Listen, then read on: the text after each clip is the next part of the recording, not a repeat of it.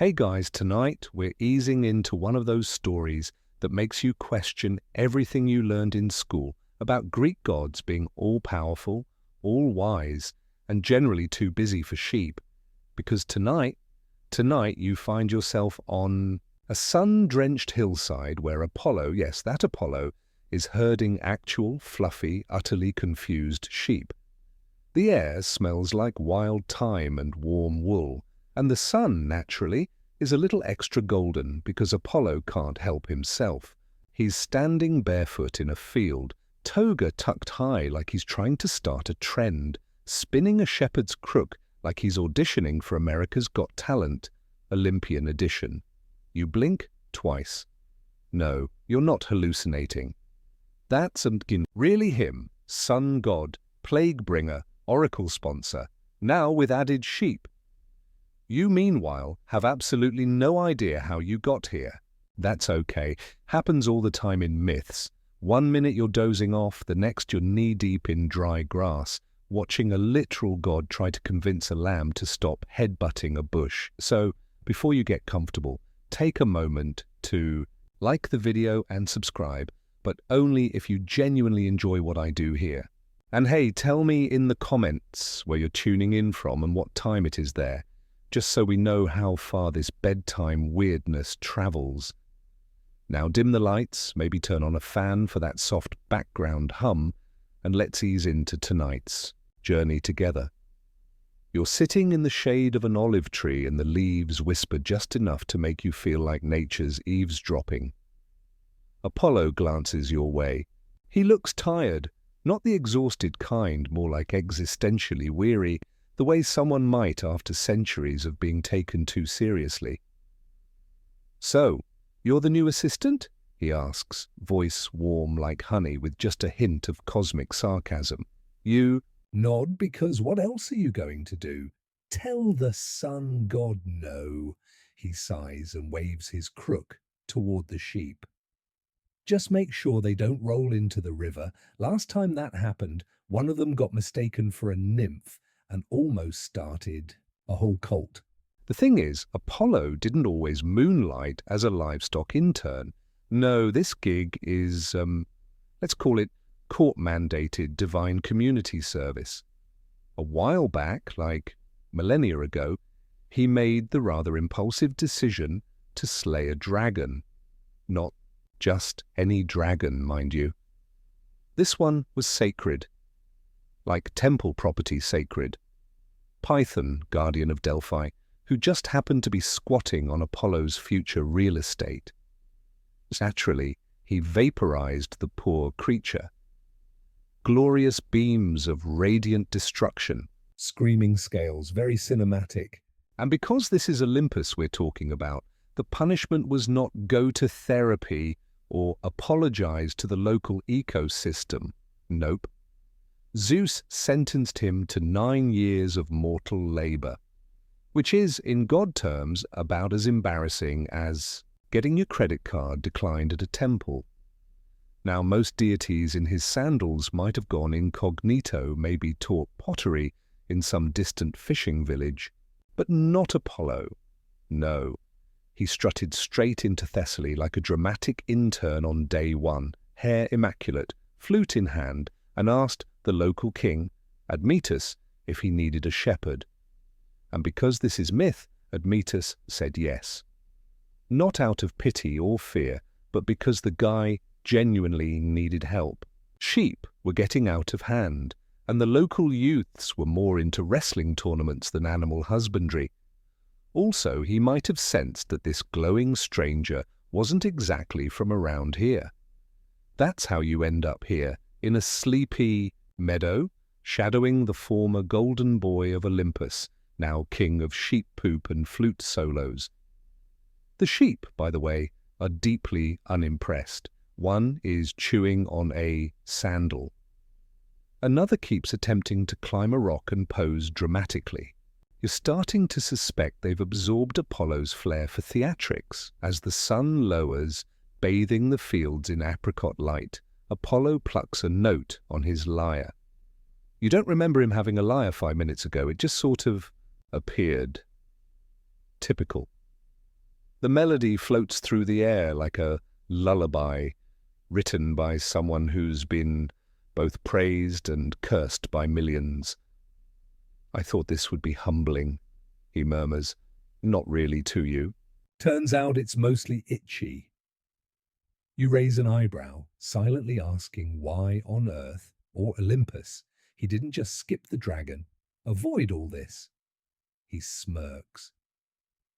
You ever feel like doing the wrong thing just to remind everyone you still can, Guy? Point. As twilight stretches across the landscape, he shares stories, quiet ones like the time he accidentally cursed someone into falling in love with a laurel tree, or the era he invented sunscreen, allegedly by smearing fermented fish guts on his skin. Didn't work, but no one wanted to get close enough to test. You're not sure if he's joking. Somewhere in the distance, a donkey brays with comedic timing. Apollo sighs, tucks the lyre away. Again, where? No one knows, and begins herding the flock toward the pen. "Tomorrow you'll help me matchmake a king," he says, completely out of nowhere. And trust me, that's even messier than this. You trail behind, stepping over tufts of grass, and pondering just how many job descriptions this god can collect before someone files a complaint. The sheep settle in. The stars begin to prick the sky. You lean back against the fence, and Apollo, glowing faintly in the dark, hums a tune that sounds like the sea trying to remember a song. And despite everything, divine punishment, misbehaving livestock, and a faint smell of warm wool, you find yourself slowly, gently, drifting just like that.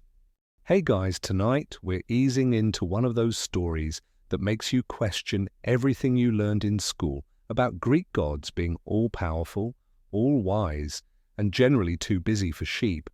Because tonight you find yourself on a sun-drenched hillside where Apollo, yes, that Apollo, is herding actual, fluffy, utterly confused sheep. The air smells like wild thyme and warm wool, and the sun, naturally, is a little extra golden because Apollo can't help himself. He's standing barefoot in a field, toga tucked high like he's trying to start a trend, spinning a shepherd's crook like he's auditioning for America's Got Talent, Olympian edition. You blink twice. No, you're not hallucinating. That's really him, sun god, plague bringer, oracle sponsor, now with added sheep. You, meanwhile, have absolutely no idea how you got here. That's okay. Happens all the time in myths. One minute you're dozing off, the next you're knee-deep in dry grass, watching a literal god try to convince a lamb to stop headbutting a bush. So, before you get comfortable, take a moment to like the video and subscribe, but only if you genuinely enjoy what I do here. And hey, tell me in the comments where you're tuning in from and what time it is there, just so we know how far this bedtime weirdness travels. Now dim the lights, maybe turn on a fan for that soft background hum, and let's ease into tonight's journey together. You're sitting in the shade of an olive tree and the leaves whisper just enough to make you feel like nature's eavesdropping. Apollo glances your way. He looks tired, not the exhausted kind, more like existentially weary, the way someone might after centuries of being taken too seriously. "So, you're the new assistant?" he asks, voice warm like honey with just a hint of cosmic sarcasm. You nod because what else are you going to do? Tell the sun god no, he sighs and waves his crook toward the sheep. Just make sure they don't roll into the river. Last time that happened, one of them got mistaken for a nymph and almost started a whole cult. The thing is, Apollo didn't always moonlight as a livestock intern. No, this gig is, let's call it court-mandated divine community service.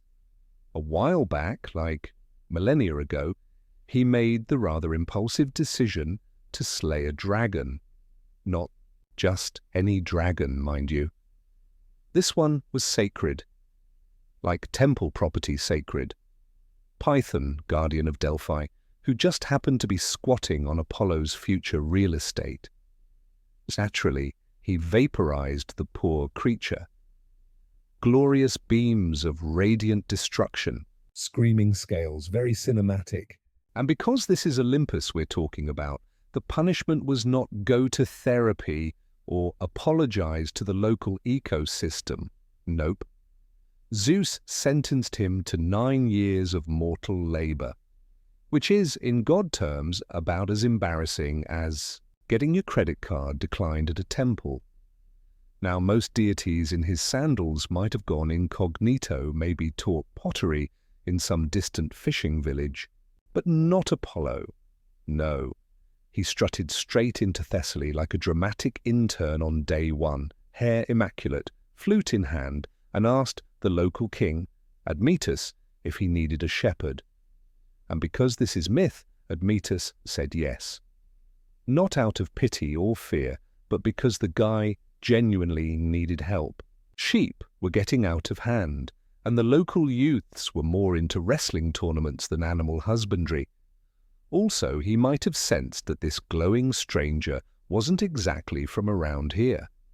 That's how you end up here, in a sleepy meadow, shadowing the former golden boy of Olympus, now king of sheep poop and flute solos. The sheep, by the way, are deeply unimpressed. One is chewing on a sandal. Another keeps attempting to climb a rock and pose dramatically. You're starting to suspect they've absorbed Apollo's flair for theatrics. As the sun lowers, bathing the fields in apricot light, Apollo plucks a note on his lyre. You don't remember him having a lyre 5 minutes ago, it just sort of appeared. Typical. The melody floats through the air like a lullaby written by someone who's been both praised and cursed by millions. I thought this would be humbling, he murmurs. Not really to you. Turns out it's mostly itchy. You raise an eyebrow, silently asking why on Earth, or Olympus, he didn't just skip the dragon, avoid all this. He smirks. You ever feel like doing the wrong thing just to remind everyone you still can, Point. As twilight stretches across the landscape, he shares stories, quiet ones like the time he accidentally cursed someone into falling in love with a laurel tree, or the era he invented sunscreen, allegedly by smearing fermented fish guts on his skin. Didn't work, but no one wanted to get close enough to test. You're not sure if he's joking. Somewhere in the distance, a donkey brays with comedic timing. Apollo sighs, tucks the lyre away. Again, where? No one knows, and begins herding the flock toward the pen. Tomorrow you'll help me matchmake a king, he says, completely out of nowhere. And trust me, that's even messier than this. You trail behind, stepping over tufts of grass, and pondering just how many job descriptions this god can collect before someone files a complaint. The sheep settle in. The stars begin to prick the sky. You lean back against the fence, and Apollo, glowing faintly in the dark, hums a tune that sounds like the sea trying to remember a song. And despite everything, divine punishment, misbehaving livestock, and a faint smell of warm wool, you find yourself slowly, gently, drifting just like that. There's a chill in the palace now. Not from the wind, it's summer in Thessaly after all, but the kind of chill that creeps in when a letter arrives and everyone stops laughing at the same time. You stand awkwardly in a corner of the banquet hall, one hand still holding a goblet of wine you're no longer sure you're allowed to enjoy. Admetus has gone pale. The scroll in his hands is trembling slightly.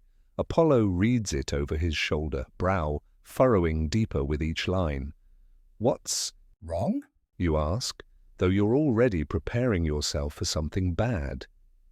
You know the pattern by now. Greek myth doesn't let anyone just be happy. Apollo turns to you, eyes sharp like sun through glass. The fates have issued a clause, a correction. You blink. A what now? A loophole. he explains. Apparently, by assisting Admetus, I've meddled a bit too much. The gods don't mind romance. They just prefer it when someone dies at the end. You look to Admetus. That's dramatic. It's Olympus, Apollo shrugs. Dramatic is their default font. Admetus groans and slumps into a nearby chair. What do they want? Payment, Apollo says flatly. To balance the scales. If you're to marry Alcestis and live happily ever after, someone must die in your place. Soon. Willingly, you swallow. The wine tastes like iron now. The king stares at the scroll like he's hoping it'll spontaneously combust. I can't ask that of anyone. You don't have to, Apollo says. You just have to hope. Over the next few days, the palace becomes a quiet, waiting place. The wedding plans stall. Musicians are paid, but not summoned. You wander the halls, feeling the tension build like thunder behind stained glass. Admetus, to his credit, tries. He speaks to his aging father, his friends, loyal servants, the court historian who's 97 and mostly deaf. All refuse, not cruelly, just gently, politely. Sorry, sire, I'm rather fond of breathing. You catch Apollo watching from a balcony one afternoon. He's leaning on the railing, fiddling with a grape as if he could crush fate with his thumb. This always happens, he mutters. They cheer for heroes, toast their bravery. But when it's time to pay for the happy ending, no one wants to write the check. You glance sideways. Is that how you see us? Mortals? He considers. Not all, just most. You burn bright, but never long. It makes you complicated. You pause. Do you think anyone will step up? He's quiet a moment. Then, only one person might.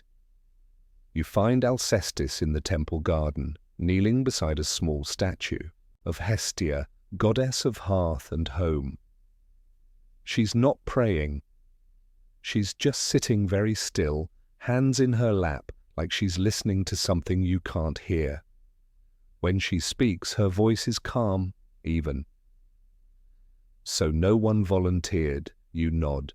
Not yet, she sighs, plucking a dead leaf from the gravel path. They all love him, in their own way.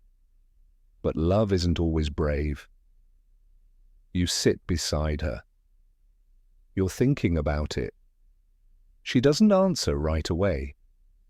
Instead, she reaches into her satchel and pulls out a small carved figure, a lion, no bigger than her thumb. He carved this for me when we were children, said I'd be the queen of lions one day. She smiles, but it doesn't reach her eyes. I wanted to hate him for this, for being the kind of man you'd die for, but he never asked me to. You both sit there for a long time. The sun sets behind the temple columns. Shadows grow. Long and gold. And then she stands. Tell Apollo, she says quietly. Tell the gods. I'll do it. That night, Apollo doesn't speak for a while. He just stares at the stars, hands clenched behind his back like someone resisting the urge to punch a constellation. She doesn't have to, he says, but even he doesn't believe it. You're both standing on the edge of the fields again. The sheep are asleep. Somewhere, an owl calls. The silence feels heavy, like the moment before a funeral procession starts. She's the only one who offered, you remind him. And she shouldn't have to, Apollo snaps.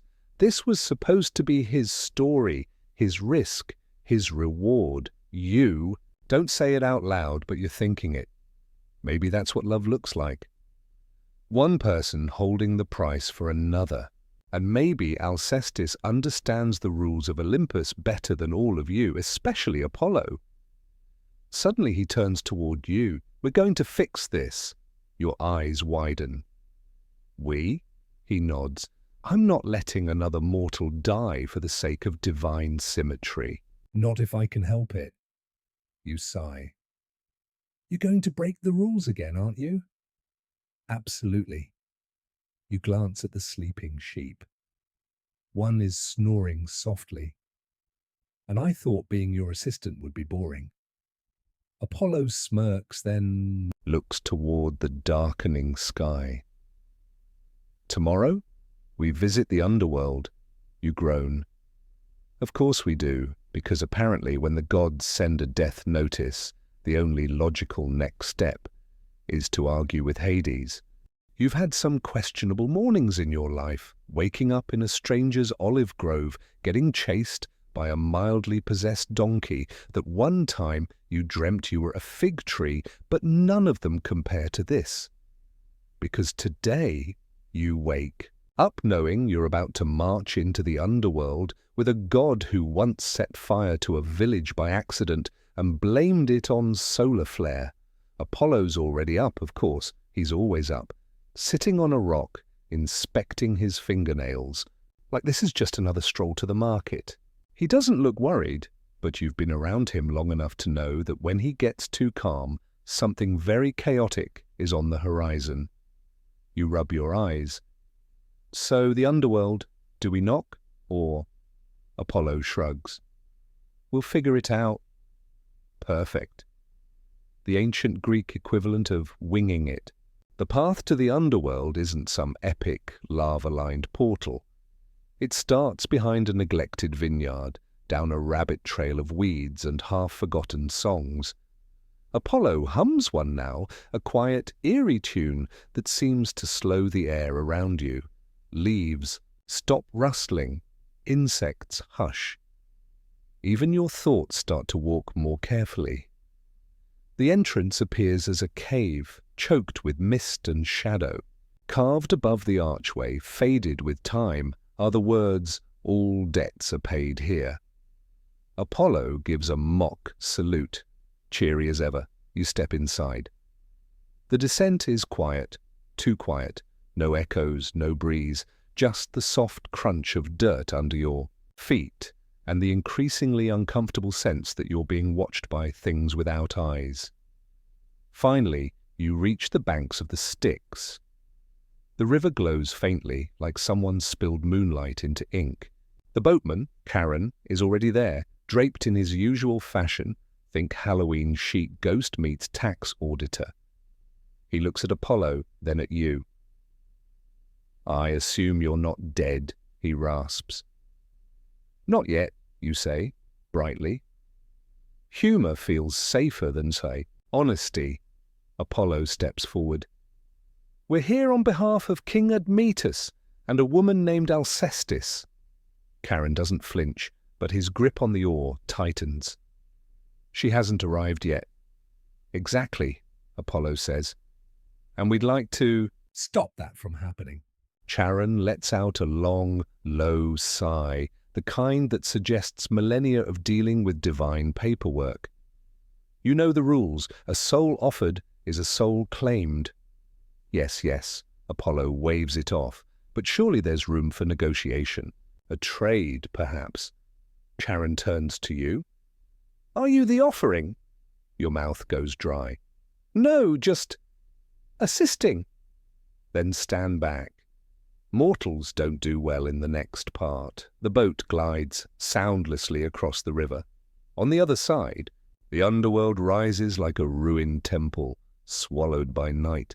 The gates of Hades loom ahead, guarded by Cerberus, the infamous three-headed dog, who, fun fact, once chased a nymph up a tree for 6 hours because she smelled like sausage.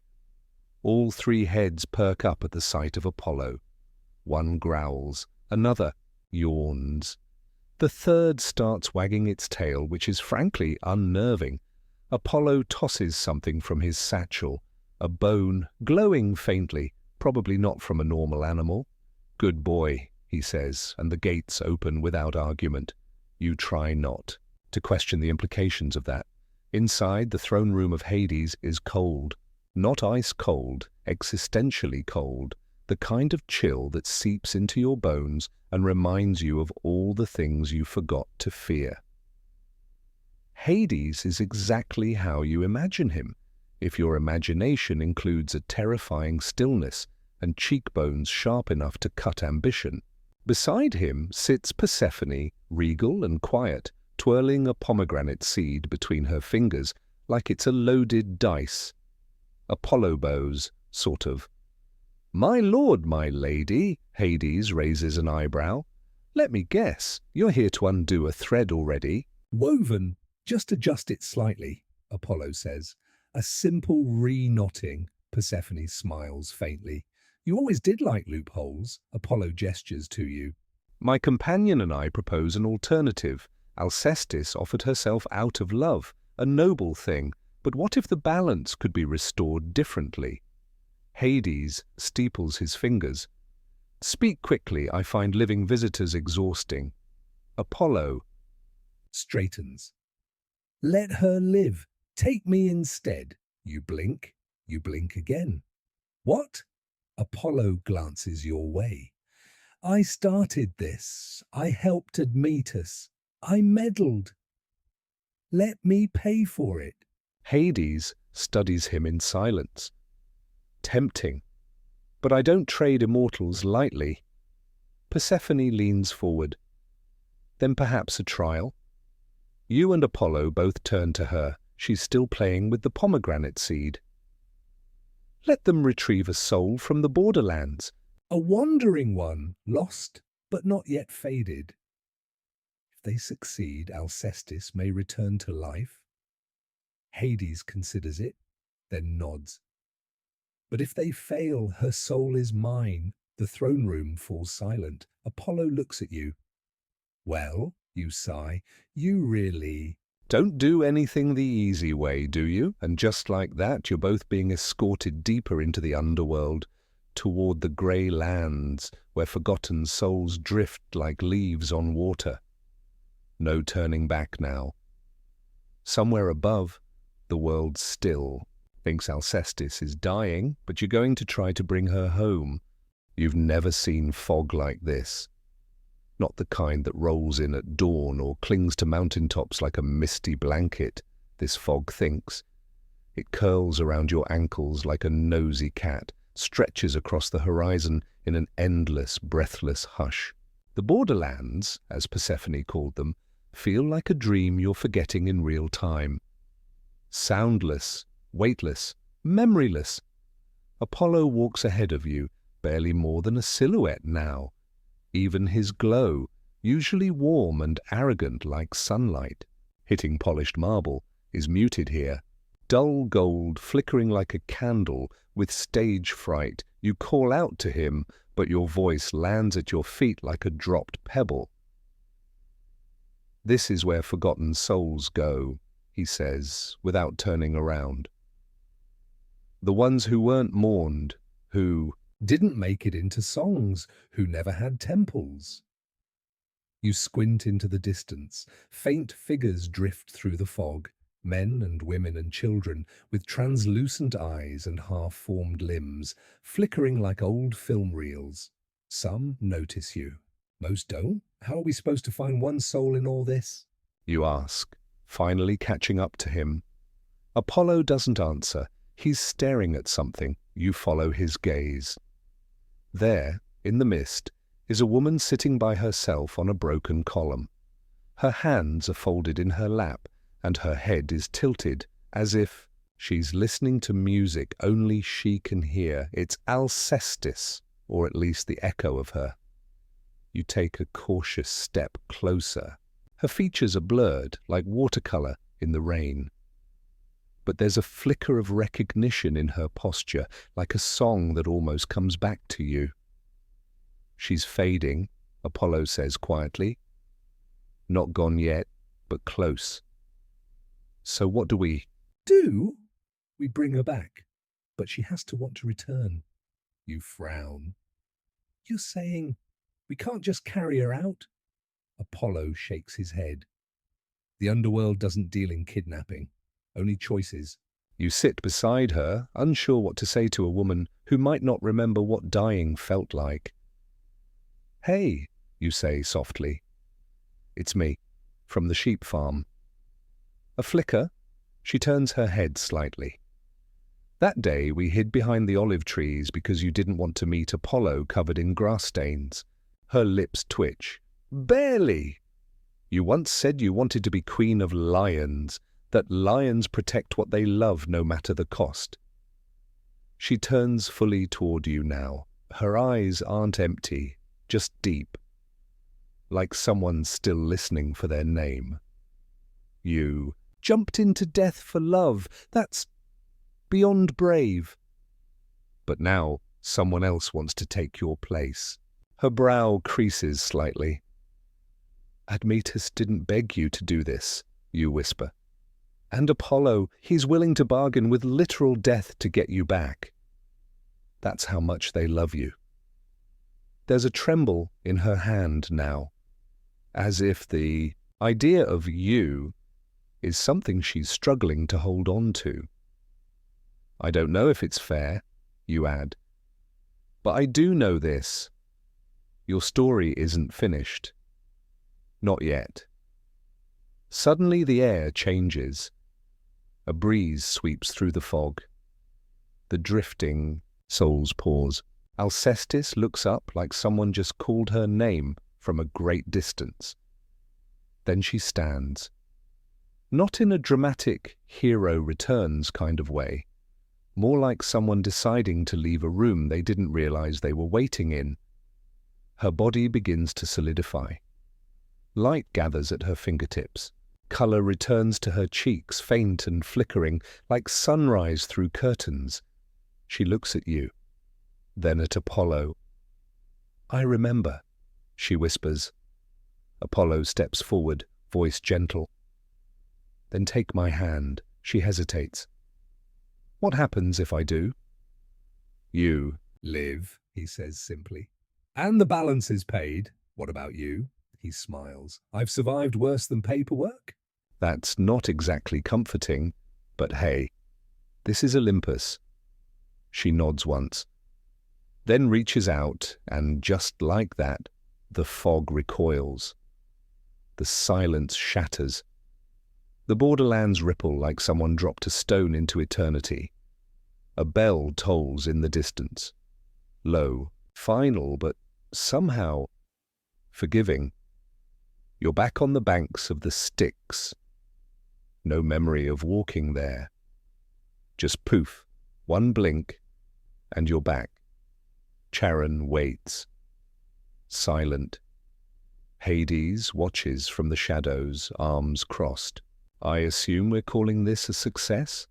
Apollo inclines his head. "According to the terms," Persephone smiles faintly. "You always were persuasive." Hades sighs. "Take her and go before I change my mind." Alcestis doesn't speak. As she passes through the gates, her grip tight on your arm. But you see the moment her breath returns fully to her chest. The color, the warmth, the life. And when you finally step back into the land of the living, blinking against the sunlight, you realize something peculiar. You missed the smell of sheep. Later that evening, Admetus falls to his knees in the courtyard, completely forgetting he's a king. Alcestis says nothing. She just pulls him close. Apollo stands beside you, arms folded. "Well," he says, "that was unnecessarily complicated." You side-eye him. "You love it." He grins. "Of course I do." As the sun sets over Thessaly, the palace slowly comes back to life.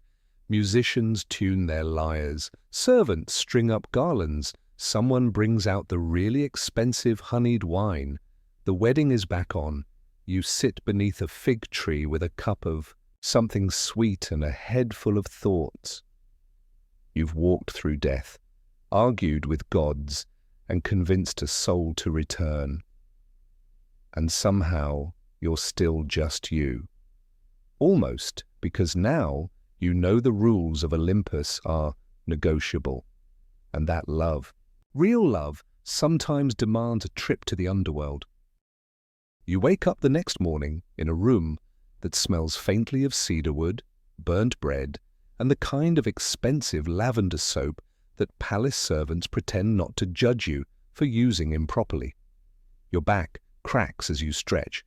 Turns out, sleeping on a divan with embroidered lions does not make you feel royal.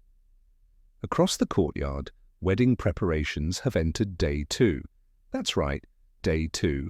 Turns out, when someone returns from the dead, the Greeks don't just throw a party, they Summon an era. There are already 3 goats on a spit, a lyre competition brewing between 2 very competitive uncles, and someone has started rehearsing a ballad that includes at least 12 verses about sheep. Apollo is, of course, nowhere to be found. You eventually find him on the roof. He's lying on a tile like a lizard sunbathing, arms behind his head, squinting up at the clouds. You stand beside him and cross your arms. So, you almost died. For what? Sentimental closure? Apollo hums. I find near-death experiences clarifying. You're immortal. Exactly. Makes near-death that much more interesting. You roll your eyes and sit down beside him. The sun's warm, and despite your best efforts, it does feel good to just exist for a minute. You still owe me dinner, you mutter. He chuckles. I brought you back from the underworld. I think I've paid my tab. Around noon, the celebration truly kicks off. And by kicks off, we mean the goats are officially declared sufficiently golden, and an elderly woman begins blessing literally every item in the courtyard, including you. Twice. Alcestis, now radiant and impossibly calm, glides through it all like she was never gone. It's eerie in the best way, like watching a song step out of an instrument and walk around. Admetus sticks to her side like a very handsome barnacle, the kind with perfectly tailored sandals and a deep fear of losing her again. You wander the party, plate in hand, sampling olives, honeyed pastries, and a surprisingly good cheese wheel shaped like Mount Olympus. Somewhere, someone's playing a flute solo that sounds suspiciously like the theme song from a travel documentary. Apollo eventually corners you by the fig tree. So, he says, holding out a goblet, what did we learn? You take the drink. That you are dangerously persuasive and moderately insane. He lifts his cup in a mock toast. Correct. You clink glasses, and for a brief moment, everything feels right. Balanced, like the scales of fate finally paused mid-swing just to let someone breathe, but you know Apollo. He doesn't stay still long. Later that evening, after the 3rd retelling of the whole trip to the underworld story, this time involving a much more dramatic rescue sequence involving invisible harpies, which did not happen, he pulls you aside. I need to leave soon, he says, adjusting the clasp on his cloak. You raise an eyebrow. Another divine errand? He grins. More of a freelance situation. That's not comforting. He looks past you, eyes on the horizon. There's a storm coming, a real one. Not just the poetic kind. You blink. A prophecy? Shrugs. Maybe just a hunch. Either way, I'm heading north. You cross your arms. You do remember you're still on that side job as a shepherd, right? He smiles. I said I'd protect the flock. I never said I'd stay in one place. By the time the stars rise, the palace has quieted. The fires burn low.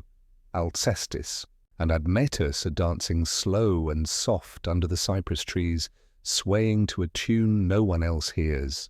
A few sleepy musicians hum along. You sit near the edge of the garden, tracing shapes in the dirt with your sandal. Apollo finds you one last time. I left something in the stables, he says, casually. You frown. Please don't be a snake again, he Laughs. No, no, this one's a gift. For the road. You don't ask where you're going next. You know better by now. He offers you a pouch. Inside are dried figs, a tiny carved sun, and because he can't resist, a small scroll that simply Says, ask for Eurydice. She owes me one. Before you can say anything, he claps you on the shoulder. Take care of yourself, shepherd. You nod. You too, part-time god. And then he's gone. Not in a poof of smoke or a glittering golden exit, mind you. He just walks. Away. Whistling. Like a man who's always leaving something behind and never looking back. You sleep that night under the stars. The same stars that watched you cross the Styx. The same stars that blink above the gods and mortals alike. The fig tree rustles in the wind.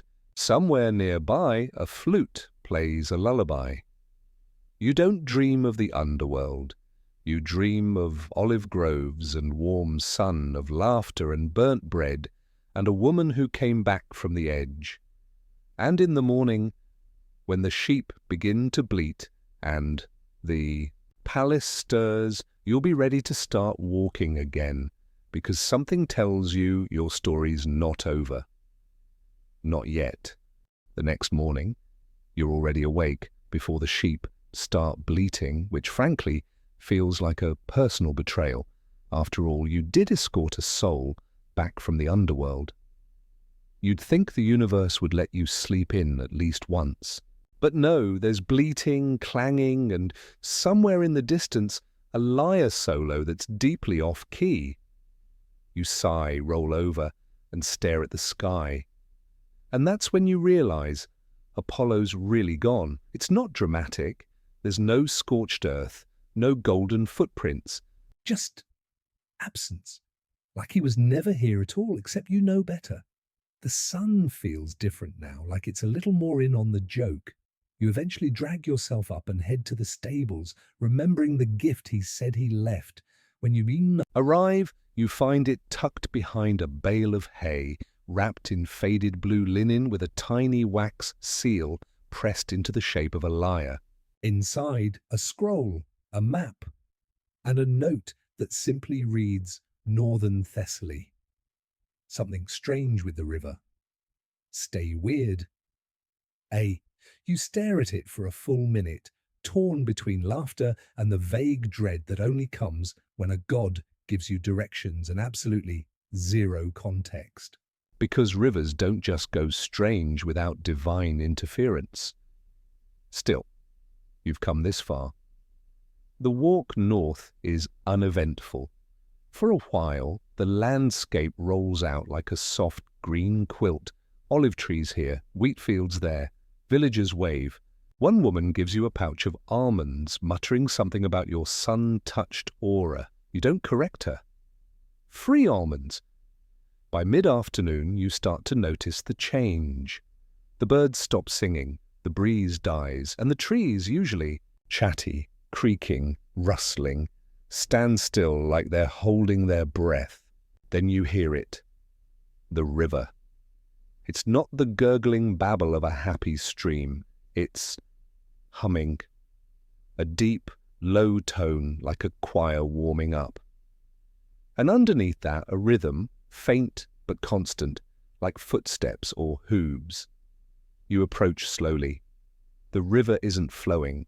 It's circling, a wide, perfect spiral, like someone stirred the water with a celestial spoon. In the center stands a rock, and on that rock sits a girl. Well, not a girl exactly. She's translucent, glowing faintly blue, with hair that floats as if she's underwater, even though she's clearly not. She sees you before you speak. "Oh," she says, annoyed. "You're early," you blink. "I didn't realize we had an appointment." She sighs. "Apollo told me you might be the one to fix this, but honestly, I was hoping for someone taller." You raise an eyebrow. "And you are?" "Calliope," she says, "muse of epic poetry. River guardian on weekends. This is my current disaster." She gestures to the spiral. You take a step closer, and immediately the air thickens like you're wading through syrup. You wobble slightly. She snaps her fingers, and the resistance drops. "You're welcome," she mutters. Calliope explains that the river used to flow normally until about 3 weeks ago. "Something ancient stirred," she says.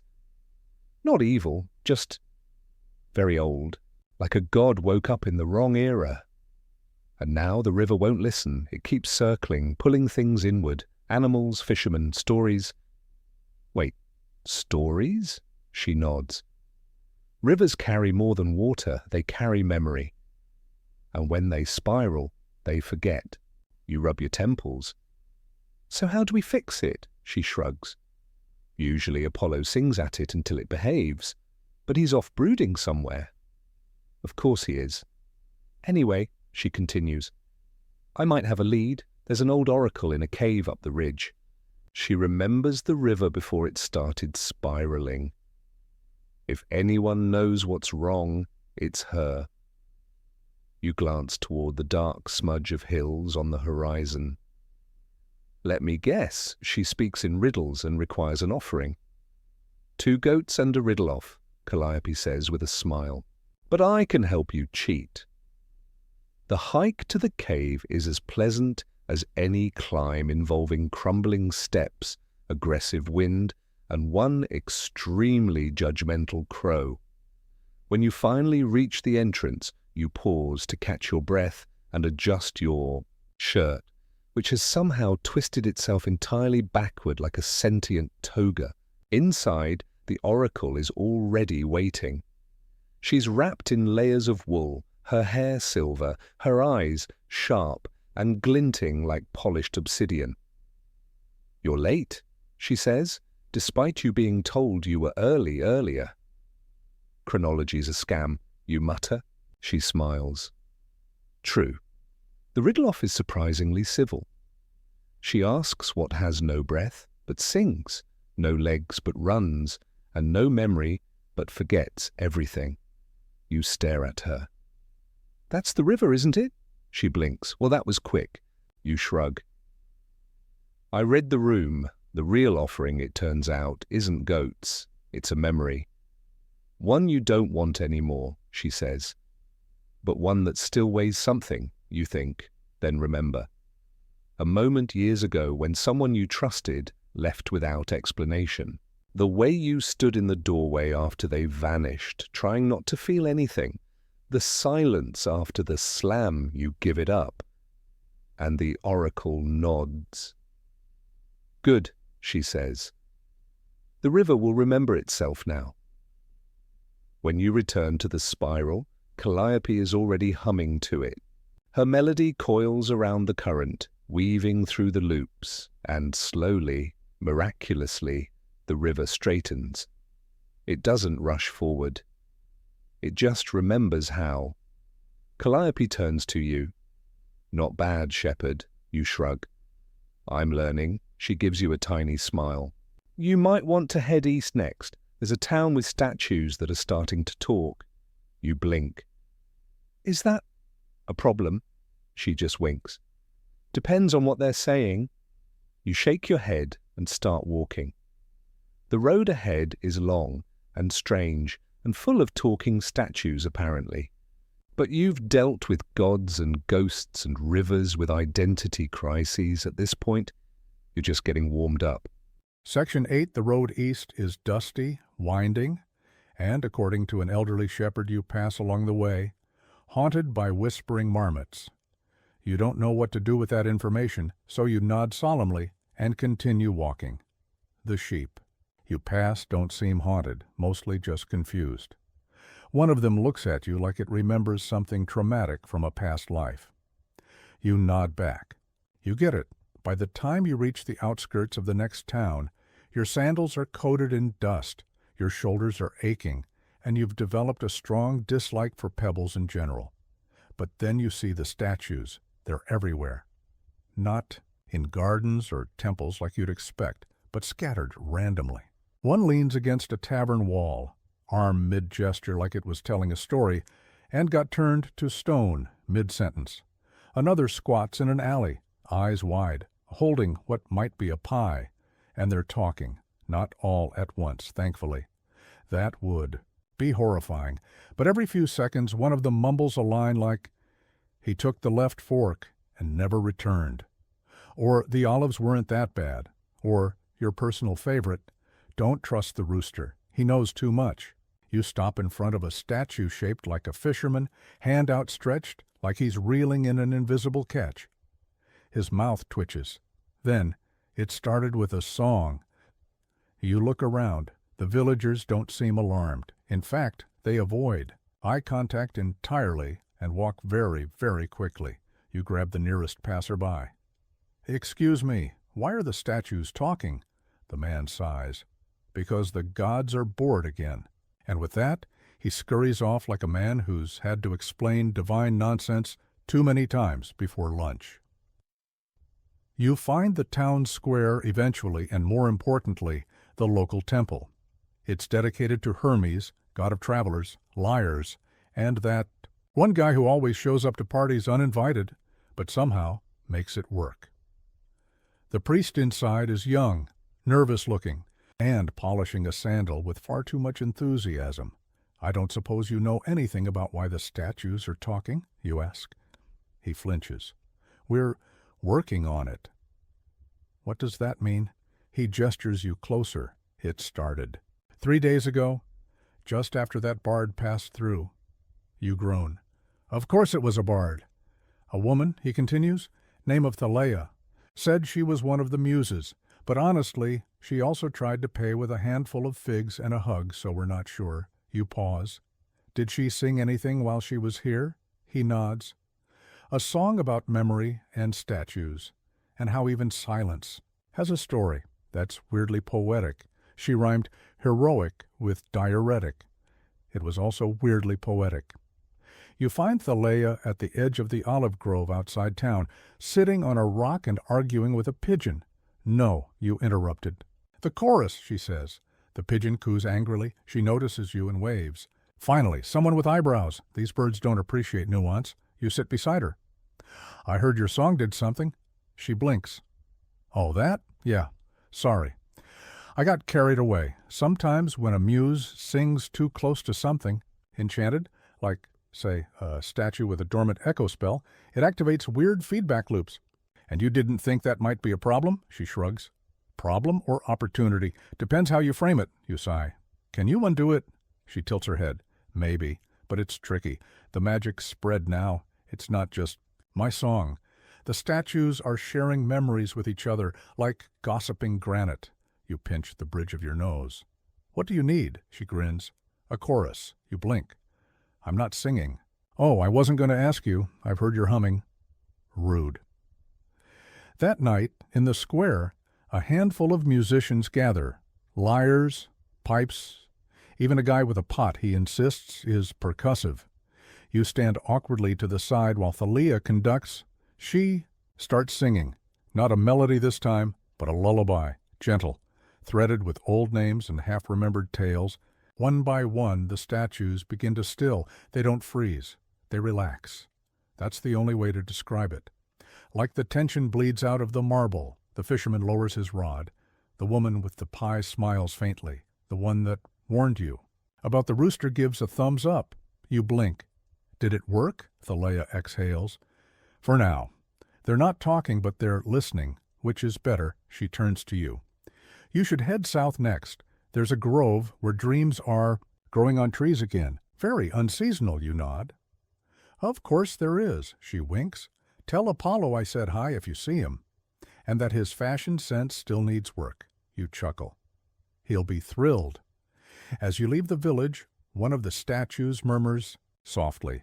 The story continues, whether you hear it or not. You glance back once, then adjust your cloak and head for the hills.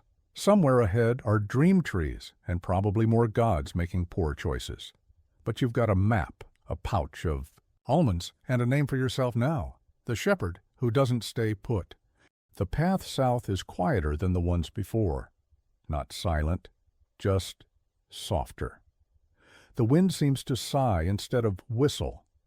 The trees lean inward like they're trying to whisper secrets they're not quite brave enough to say aloud. It's peaceful, in the way that makes you slightly uncomfortable. You keep waiting for something to explode, or at least dramatically shimmer, but no, just bees. A lot of bees, actually. You brush a few away from your sleeve and wonder, not for the first time, why every time Apollo sends you somewhere, it comes with an oddly specific side effect. First the river spiral, then statue murmurs, and now Apian. Ambiance. You reach the grove just before dusk, and it's beautiful.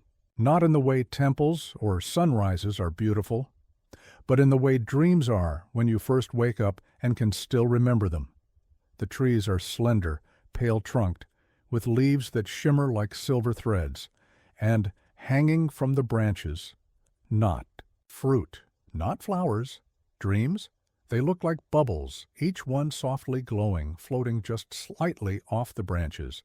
Inside each one, faint images flicker. A child flying, a lost dog being found, someone dancing with both feet off the ground.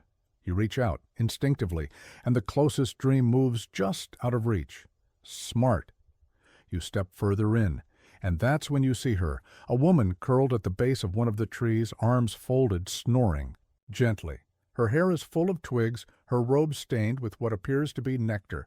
One sandal is halfway off. You recognize her instantly. Hypnos, you ask? She opens one eye. Technically, I'm one of his nieces, but close enough. You sit down beside her. You're in charge of dream trees? Temporarily, she yawns. Moros was covering last week, but he got distracted by a doom spiral in Sparta. So now it's me. You blink. Is everyone freelancing lately? She shrugs. Olympus hasn't exactly been paying well. Fair. You gesture to the trees. So, what's the problem? She looks around. Honestly, they're too active. Dreams are supposed to grow slowly, absorb a little subconscious here, a little astral resonance there, but lately they've been popping up like mushrooms in a comedy club. You stare. That is oddly specific, she grins. You should hear the dreams. One guy in Crete keeps imagining he's being chased by sentient bread, not metaphorical bread, like whole loaves. You try not to laugh.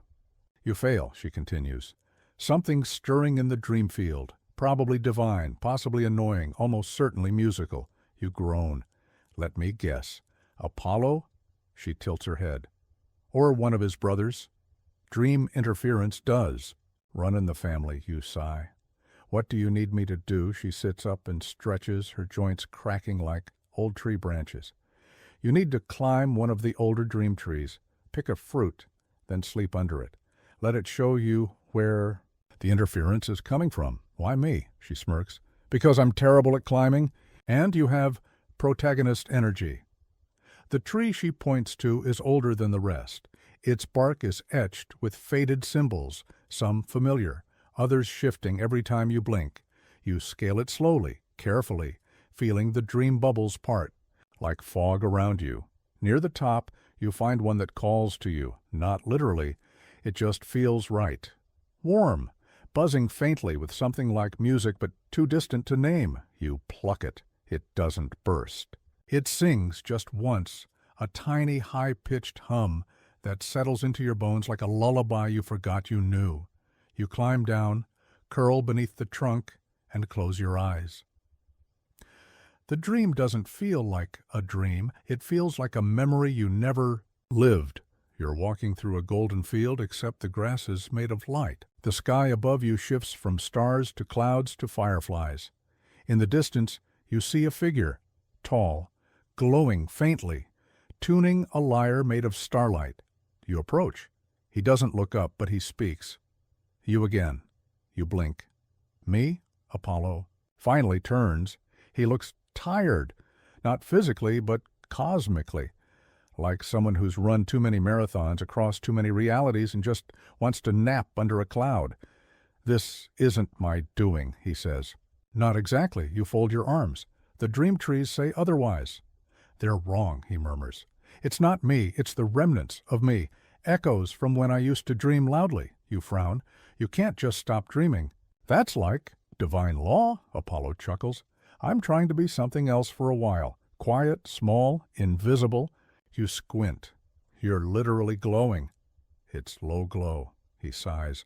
But maybe I pushed too hard, cut too much.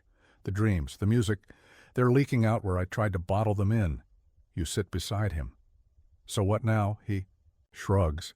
Maybe I need to stop running from what I was. Let it in. Slowly, you hesitate. And the dream trees? He looks at you finally. Really looks. You'll tell them, he says. You've become a decent messenger, you know. You roll your eyes. I'll put it on my resume. You wake up slowly, the sky above you fading from rose to indigo. The dream bubble you picked has melted into mist. And the woman, Hypnos's niece, is leaning on a tree, watching. Well, she asks. He's trying to be human, you say softly. She snorts. Classic. But he's listening, she nods. Then so will we. The grove begins to quiet. The dream bubbles drift back toward the branches. The trees still shimmer, but now it's calmer, more like candlelight than wildfire. You stand, stretch, and brush the grass from your clothes. Where to next? You ask. She smiles. There's a cave up the coast. Something in it has been humming for 3 days straight. Might be a problem. Might be a party. You nod. Sounds about right. As you leave the grove, a small dream bubble floats past your shoulder and pops with a faint giggle. You grin. Onward, shepherd. By now your feet know the rhythm. Dust, pebbles, the occasional goat judging you from a high rock like a tiny wool-clad philosopher. You've stopped trying to explain your job to passing strangers. I follow divine weirdness, you once said to a cart driver. He gave you a turnip and told you to be careful around mirrors. You still don't know what he meant. The coast begins to rise ahead of you, low cliffs leading toward the sea, crusted with salt and brambles. The wind carries the tang of waves and something else, a note, not a smell, not a voice, a note, just one, drawn out like someone plucking a harp string and forgetting to let go. It rises and falls as you climb the ridge, fading in and out like breath. You finally reach the cave at midday. It's wider than you expect, arched like a cathedral, carved into the rock as if the sea had once decided to sculpt something romantic and then gave up halfway. And inside, the hum. It's coming from the walls, or the floor, or your teeth. Hard to tell. Echo cave, says a voice behind you. You spin. It's a young man in a tattered cloak sitting cross-legged on a nearby boulder. He looks about 19, bored and vaguely translucent. I was wondering when someone else would show up. He says, Are you a ghost? He shrugs. Ghost, resonance, failed memory of a bard. Depends who you ask. You squint. And the humming? He lifts a hand. That's me trying to remember a song I forgot. You stare. That's it? He grins sheepishly. I was cursed by a minor goddess of repetition. Every time I forget a verse, it loops in my head forever, like forever. You wince. Oof. Yeah, I thought this cave might help since it amplifies sound. But now the cave has also forgotten the song, so it just hums aimlessly. We're trauma-bonded. You step inside just past the threshold. The cave shivers. No, you do, because suddenly you're hearing more than humming. Bits of conversation, laughter, weeping, a donkey braying in an oddly judgmental tone. All echoes.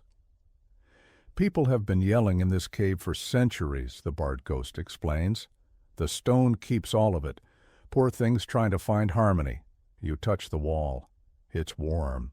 Like skin. I'm here to help, you say, unsure who you're speaking to, but the humming pauses, just for a moment, and then resumes. Quieter now, like it's listening. You sit beside the ghost. Can you still sing? He shrugs. Bits. And pieces. My memory's shot, but my pitch is flawless. You smile. Then maybe we don't need the old song. Maybe we just make a new one. You start humming. Softly. Nothing fancy, just a simple tune your mother once used when you couldn't sleep. The bard joins in. Then the cave joins. Echoes begin to sink, layer by layer.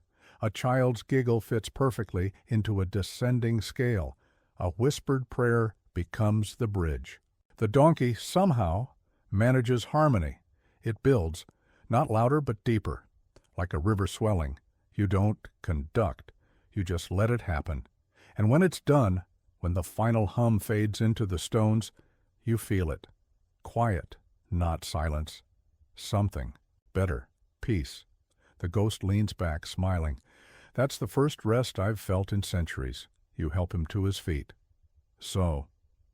You good? He nods. Think I'll drift a while? Maybe haunt a vineyard.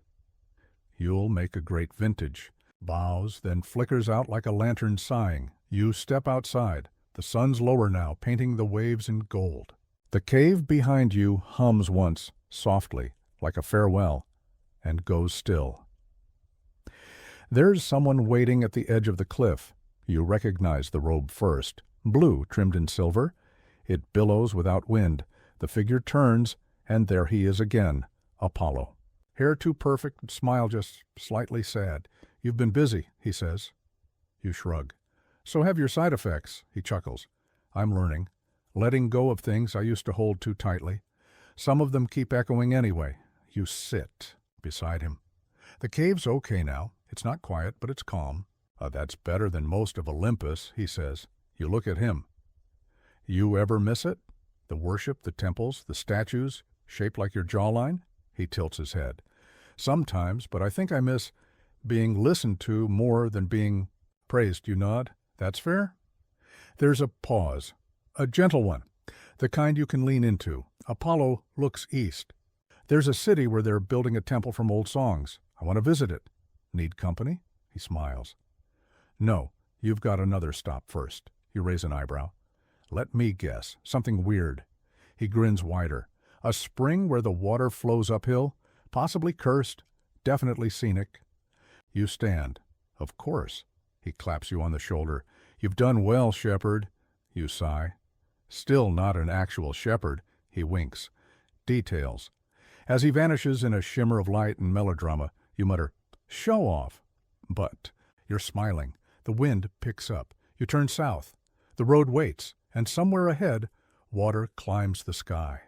The next morning you wake up to birds trying their best to be annoying. Not majestic eagles or sweet little songbirds. No, these are the kind of birds that sound like they're imitating a rusty door hinge arguing with a kettle. Perfect. You stretch under a cypress tree and look toward the path. According to Apollo, before he vanished in a puff of self-importance, you're headed to a spring where water flows uphill, not metaphorically, literally, as in gravity apparently took a day off, so naturally you're curious, and also slightly suspicious. It takes most of the morning to reach it. The terrain turns rocky, then mossy, then strangely warm. By the time you spot the spring, you're sweating more than a satyr in a spelling bee. And there it is, a trickle of water streaming up a stone slope, curling delicately against logic. It flows like a ribbon, sparkling, as if the sun itself is whispering secrets into it. You blink. It keeps flowing. Well, you mutter, either I'm dreaming again, or the laws of physics need a nap. Then you notice something else. The water isn't alone.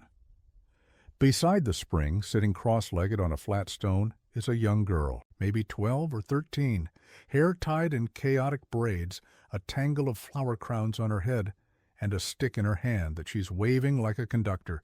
The stream seems to rise and fall in response. She turns her head before you can speak. Oh, good, she says cheerfully. Another one. You point at the water. You doing that? She grins. Mostly. Sometimes it does its own thing. Depends on the moon. And if I've had lunch. You raise an eyebrow. Are you mortal? She thinks for a second. Kinda, I was. Then a naiad bit me. Now I can hear fish gossip. You sit on a nearby rock, not questioning that.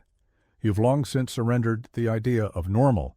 So, why make the water go uphill? She tilts her head. Because everyone expects it to go down. You blink. That's it? She shrugs. I don't like expectations. Fair enough. You watch the water curve upward, delicately defying centuries of scientific reasoning. It flows in slow waves, pausing occasionally as if contemplating its life choices. You're not from here, she says suddenly. Nope, you reply. Just passing through, sort of on divine errand duty. Messenger? Technically shepherd, she squints. Of actual sheep, you sigh. Of Apollo's side projects, she snorts. Rough gig. Tell me about it. You sit in. Silence for a while, watching the water. Occasionally it burbles something that might be a tune or a joke, but you can't quite tell. Then she asks, "Want to see the source?" You look up. The top of the spring? She nods. It's weird, I like it. That's good enough for you. The climb is short but steep. At the top, the stream emerges from what looks like a small cracked amphora wedged into the hillside. The pottery shimmers faintly, covered in moss and vines. It hums when you touch it. Ancient, she says. Maybe older than the Titans. No one knows who left it. Some say it's the tear of a god. Some say it's a prank. You lean in. And what do you think? She shrugs. I think someone wanted to change how the world flows. So they did. You sit back. The amphora pulses. The girl crouches beside it. The thing is, she says, water doesn't really care about rules. It just follows the easiest path. Unless you ask it nicely. You look at her. And you're good at asking. She grins. I'm very polite. You can't help but smile. Can I try? You ask. She nods. Just whisper, don't push. You kneel beside the spring. Place your hand near the spout. Hey, you whisper. I know you're busy doing your thing, but could you maybe show me what's next? The water pauses. Then it curves, impossibly, up your arm. It doesn't wet you.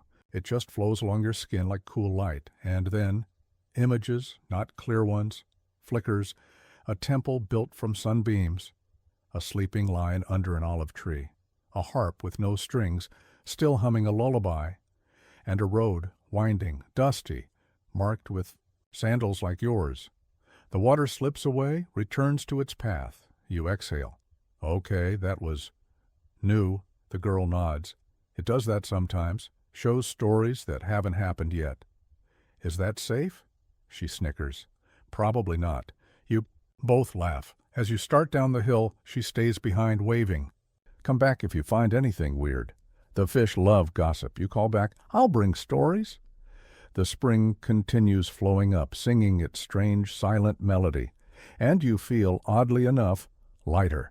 Not because you've solved anything, but because sometimes in this long wandering, someone else takes a turn, holding the mystery. As the sun begins to slide behind the hills, you find a worn path, soft underfoot. The air is filled with that warm smell of pine and earth after a hot day. You hum a little to yourself, and somewhere in the distance, just barely audible, you hear the sound of a harp tuning itself. By now, you've walked far enough that your sandals feel like old arguments, familiar, worn down, and still slightly annoying. The sun's dipped low again, turning the landscape into a quiet painting, warm golds, faded greens, and shadows that stretch like lazy cats. You're halfway through humming a tune you picked up from the uphill spring when you smell it. Smoke, not the worrying kind. No acrid bite, no panic. More like olive wood and baked bread, a hearth fire, comfort.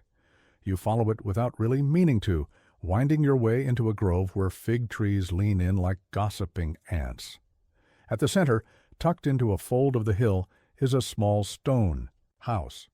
And outside that house is a man in an apron waving a wooden spoon. You're late, he calls.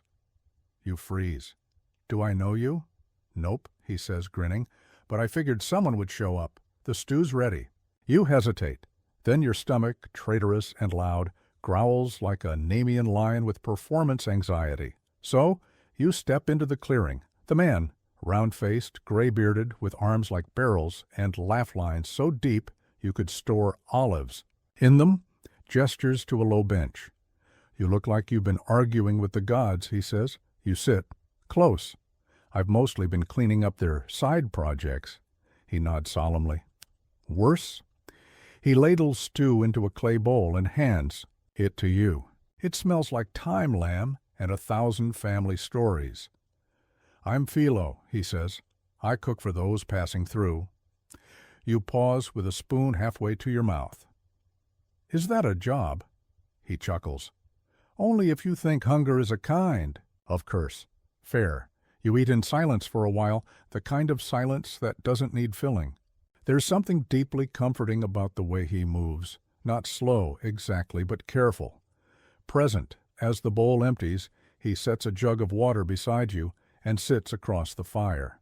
So, he says casually, what burden are you carrying? You blink. Straight to the deep questions, huh? He shrugs. I've been doing this a long time. People don't come here unless they've got something burning behind the eyes. You sip water. I don't know if it's a burden exactly, more like a long, weird favor. Ah, he says, the dangerous kind. You raise an eyebrow. Nods. Favors always cost more than they seem, especially divine ones. Ask for light, they hand you a torch and send you into a cave. You stare into the fire. I didn't ask, I just started following a god who needed to remember something human. Philo smiles. That's asking. In a way? You frown. Have you met Apollo? He barks a laugh. Once? He tried to bless my garden, killed all the basil. You snort. That tracks. Eventually, after you've both sat for a while, the old cook stands. Come on, let me show you something. You follow him to the back of the house, where an olive tree leans against a stone wall. It's old, older than the house, maybe older than the valley itself. Its trunk is twisted like a sleeping dragon, its leaves silvered by moonlight. Philo touches it gently. This tree has never borne fruit. You squint. That's odd. Looks healthy. He nods. It's as if it chose not to, or maybe it's waiting. For what? He shrugs. A reason.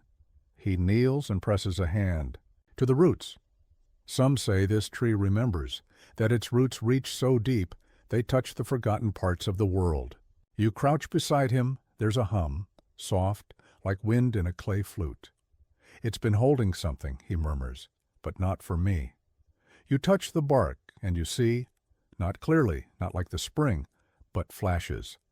A woman dancing on sunlit, stones, a wolf running beside a shepherd boy, a lyre hung on a nail untouched for decades, and a golden god weeping silently as he tends a tiny flock. You pull back. The hum fades. Philo pats the tree. It gave you something? You nod. A memory or a message. Maybe both. Good, he says. Then you can take the next step. You sit back against the tree, suddenly tired. Philo chuckles. It's okay. Most people nap after meeting the olive. You close your eyes. The fire crackles somewhere nearby. Crickets sing. The breeze rustles fig leaves and carries the faintest scent of rosemary. In your dream, you're walking through a forest where the trees whisper your name. Each step you take leaves a trail of light, and somewhere ahead, someone.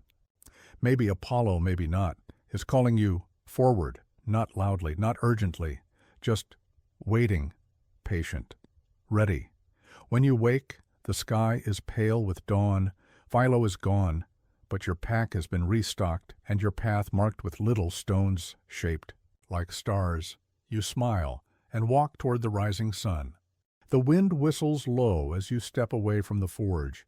Not sharp, not yet, but it carries a warning tucked inside its folds, like an old aunt pressing a wrapped sweet into your hand and muttering, "You'll need this soon, dear." You clutch the lyre tighter. It hums with every breath of air, a low shimmering vibration that you feel more than hear, like your pulse. Like a memory trying to get your attention from behind the curtains, the path narrows, and the world changes. No more olive, groves, or sleepy springs. Instead, sharp rocks, black earth. Trees twisted like they forgot how to grow properly. You don't need a sign to know you've arrived at Delphi. Not the postcard version, not the clean ruins with tour guides and postcards. This is old Delphi, the Delphi underneath the place. The earth still remembers. You descend slowly, each step pressing the silence deeper into your ears. The mist curls upward from cracks in the ground. Sulfur and time, something ancient and something sharp. You reach a stone arch barely standing. Vines have claimed most of it. On the keystone, a carving of an eye, closed. You step through, and everything tilts. The cave opens before you without warning. One blink, and you're inside. The ceiling is a cathedral of jagged stone. Water drips rhythmically, echoing like footsteps made of glass. And there, seated on a ledge, is a girl, no older than 16, draped in white, eyes shut. You pause. Are you the oracle? She opens. Her eyes, not surprised, not startled, just tired. I was, once. You glance around. I thought this place was sacred. It was before it was a brand. She stands, barefoot on the stone. Her voice is soft, but it slices through the air like wind across paper. You brought the lyre? You nod, offering it carefully. She doesn't take it. You have to play. She says, "Here, in this place." You frown. Why here? Because this is where he lost his voice. You sit down cross-legged, feeling the chill of the rock seep into your bones. The lyre rests on your lap, like it was always meant to. Be there. You pluck one string, and the cave responds, not with echoes, but with images. Apollo centuries ago, pacing this very floor. His back bent, his face shadowed, his mouth moving, but no words coming. The gods had left. Or perhaps he had left them. He had come to the cave to ask for clarity. Instead, he found silence. And in that silence, something inside him cracked. You play another note. Now you see him sitting, curled around his knees, humming tunelessly, not composing, not inspiring, just existing, just being. The lyre vibrates in your hands, strings glowing faintly. The oracle steps forward. Now ask your question. You blink. What question? She doesn't smile. The one he never could. You hesitate. Then, why did he stop speaking? The cave stills. The temperature drops. Then the oracle replies, not with words, but with an answer that blooms like a bruise across your memory, because no one listened when he did.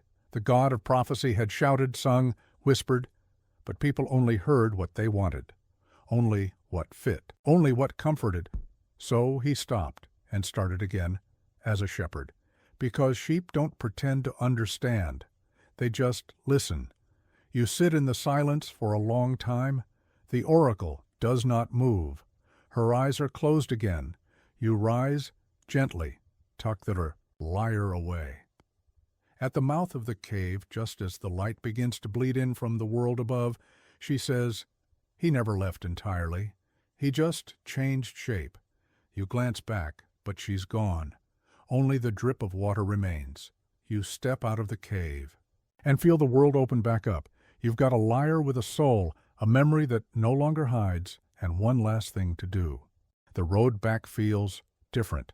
It's the same path, technically, the same scrubby hills, the same whistle of dry grass, the same suspiciously judgmental goat watching you from a ledge. But something has shifted. It's not the world, it's you. The lyre rests against your back, humming like a cat in a sunbeam.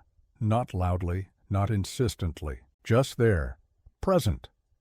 Like a heartbeat you hadn't noticed before, you crest the final hill and spot the old stone hut again, the one with the patched roof and the faint smell of fennel and wet wool. You can just make out a flicker of smoke, curling from the chimney, and standing in the doorway is Apollo, or someone who looks very much like him, except softer. His hair's tied back with a bit of twine. His robe is dusty. There's a smudge of something, maybe ash, maybe stew, on his cheek. And his expression when he sees you is the most complicated emotion you've ever seen packed into one human face. He doesn't smile. He doesn't speak. He just nods. You step inside. The place smells like time and old stories. He gestures to the table. You sit. He sits opposite you, silent, and the lyre begins to glow, just faintly, like it knows where it is, like it remembers. You take it out. Place it between you. He doesn't reach for it. You do, and you play. Just one note. A long, low chord that vibrates all the way through the wooden floor and out the door and into the hills beyond. You feel it settle into the ground like a seed. Then you play another, and another. Not a melody, not yet, but something like the shape of a story, something that asks softly, "Can you hear me now?" Apollo closes his eyes, and then he sings. No words, just a voice, pure, golden, cracked in all the right places. It's not the voice of a god performing. It's the voice of a shepherd remembering how to speak. You realize suddenly that he doesn't need the lyre anymore, but he did need you, someone to carry it, someone to listen, someone to ask the question he couldn't. The song fades. He opens his eyes. They're shimmering, but he doesn't blink. You nod once. He nods back, and then gently you hand him the lyre. This time he takes it, not like an instrument, like an apology he's finally ready to accept.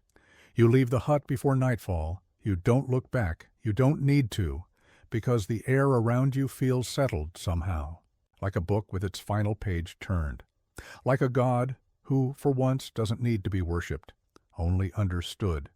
The sun sinks low, painting the hills in gold and rust and shadow.